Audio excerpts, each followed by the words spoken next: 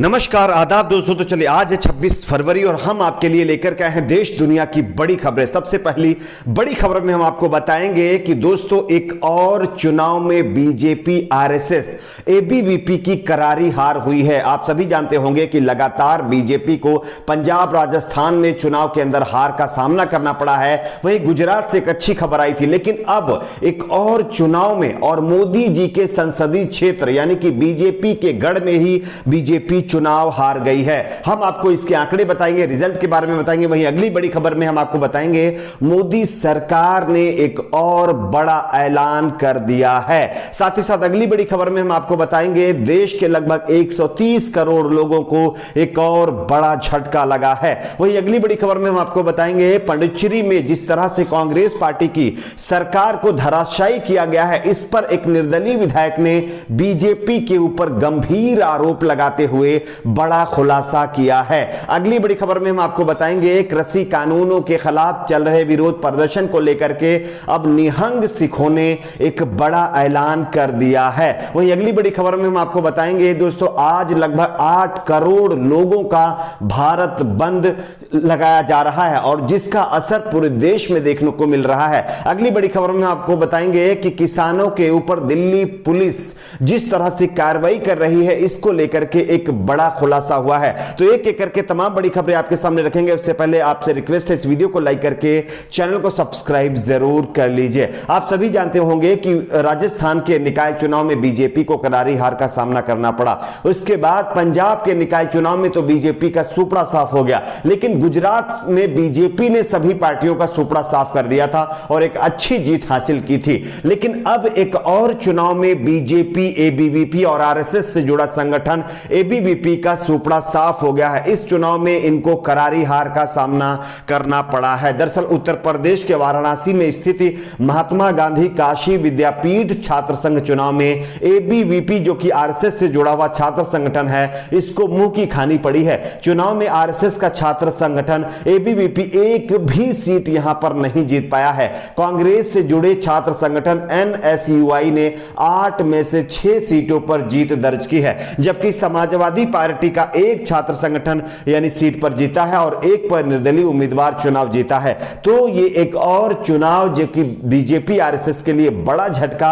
और जो सबसे बड़ी बात वो ये है कि देश के प्रधानमंत्री नरेंद्र मोदी के यानी कि क्षेत्र आता है वाराणसी, जहां से वो सांसद हैं, संसदीय क्षेत्र में ये चुनाव हुआ था, वहां पर चुनाव ये छात्र संगठन हार गया है। बात करते हैं अगली बड़ी खबर की। दोस्तों मोदी सरकार ने एक और बड़ा ऐलान कर दिया है। इससे पहले मोदी सरकार ने कई कंपनियों को बेचने का फैसला लिया है और अब इस कड़ी में एक और ऐलान ने पूरे देश को चौंका दिया है। केंद्र सरकार ने बेकार पड़ी 100 और कंपनियों को बेचने का ऐलान किया है। 100 से अधिक सरकारी कंपनियों को बेचने की योजना मोदी सरकार ने बना ली है। प्रधानमंत्री नरेंद्र मोदी ने वेबिनार में सरकार के विनिवेश प्लान को लेकर के चर्चा में बताया कि सरकार बंद पड़ी हुई सरकारी संपत्तियों को बेच करके 2.5 लाख करोड़ रुपए जुटाने पर काम कर रही है। बजट घोषणाओं के कार्यान्वयन को लेकर के वेबिनार के जरिए अपने भाषण में पीएम नरेंद्र मोदी ने कहा है कि जब देश में पब्लिक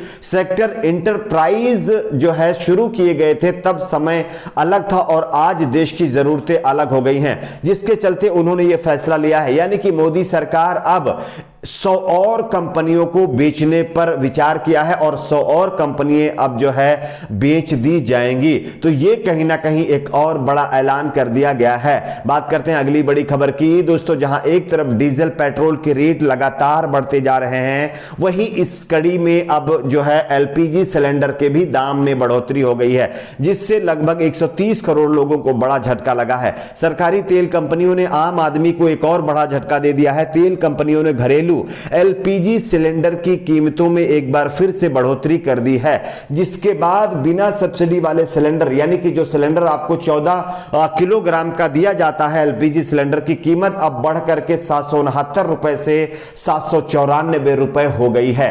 बढ़े दाम जो है 25 फरवरी यानी कि कल से बढ़ गए हैं और ये 25 फरवरी 2021 से लागू कर दिए जाएंगे। बता दें कि इस महीने में गैस सिलेंडर की कीमतों में यह तीसरी बार बढ़ोतरी है। बिना सब्सिडी वाले सिलेंडर के दाम में आज 25 रुपए तक का इजाफा कर दिया गया है और इससे पूरे देश के लोगों को बड़ा झटका लगा है। जहां एक तरफ कोरोना के चलते लगातार इकोनॉमी माइनस में जा रही है, लोग बेरोजगार हो रहे हैं, ऐसी सिचुएशन में यह महंगाई देश के लोगों के ऊपर एक बड़ा बोझ बनता जा रहा है। बात करते हैं अगली एक और बड़ी खबर की। पुडुचेरी के अंदर आप सभी को पता होगा, अभी कुछ दिन पहले ही फ्लोर टेस्ट में कांग्रेस पार्टी की सरकार धराशायी हो गई, लेकिन अब कांग्रेस पार्टी की सरकार गिराने के पीछे बीजेपी कनेक्शन सामने आया है। यह कनेक्शन के बारे में किसी और ने नहीं, पुडुचेरी के एक निर्दलीय विधायक ने इस पर बड़ा खुलासा किया है।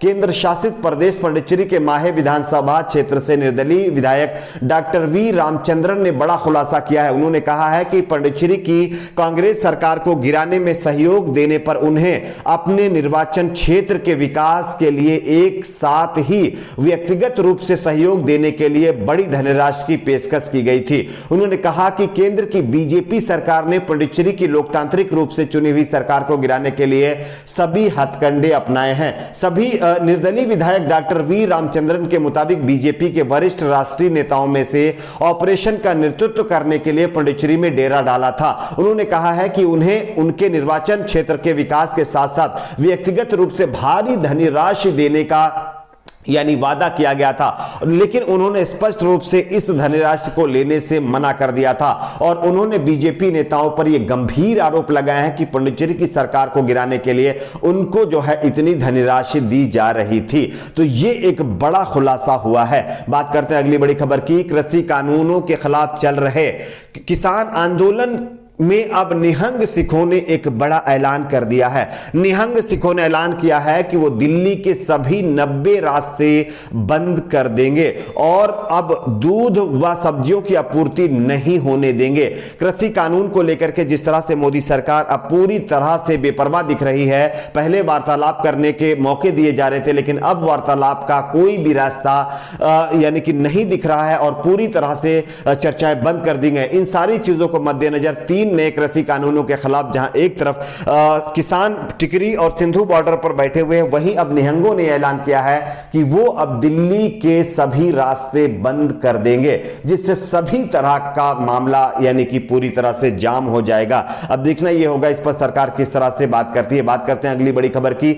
आज पूरे देश में भारत बंद का ऐलान कर दिया गया है। लगभग 8 करोड़ लोग इसमें हिस्सा ले रहे हैं। बताया जा रहा है कि देश भर के 8 करोड़ व्यापारियों का प्रतिनिधित्व करने वाले करीब 40,000 ट्रेड एसोसिएशंस ने foundation of all India traders यानी CAIT की तरफ से किए जाने वाले भारत बंद का समर्थन कर दिया है और आज पूरे देश में लगभग 8 करोड़ से ज्यादा लोग इस भारत बंद में हिस्सा लेने जा रहे हैं। तो यह मोदी सरकार के खिलाफ एक और बड़ा आंदोलन जिसकी शुरुआत हो गई है। बात करते हैं अगली बड़ी खबर की। दिल्ली पुलिस की कार्रवाई किसानों को लेकर के अब बड़े स्तर पर होती जा रही है, जिससे किसान परेशान हैं। आप इस खबर को देखिए। जानकारी के मुताबिक दिल्ली पुलिस किसानों को लगातार नोटिस भेज रही है, जिससे किसान बहुत परेशान हैं। किसानों का कहना है कि वो खेती करें या पुलिस थानों के चक्कर लगाएं, जिसके चलते ये खबर छापी गई है और ये आवाज पूरी तरह से अब लगातार उठाई जा रही है। अब देखना ये होगा कि इस पर सरकार क्या करती है, लेकिन आपकी अपनी क्या राय है नीचे कमेंट बॉक्स में बताइए।